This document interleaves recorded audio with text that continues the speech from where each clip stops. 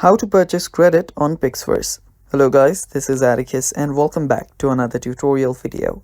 In today's video, I'll teach you guys how you can purchase credit on PixVerse. So PixVerse is an AI video generator app. You can easily get it from your App Store or Google Play Store. Now in this app today, I will show you how you can purchase credits.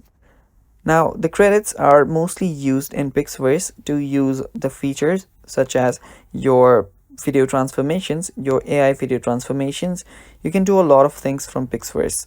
You can just go through it, you can see the trending ones, you can see the coolest ones and stuff like that.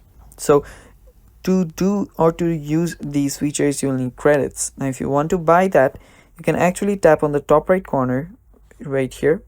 If you tap on it, you'll see credits.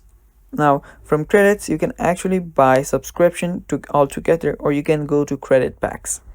From here you can see credits, and now if you want to purchase credits, simply choose a package and then tap on purchase credits, go through your payment method and you're good to go.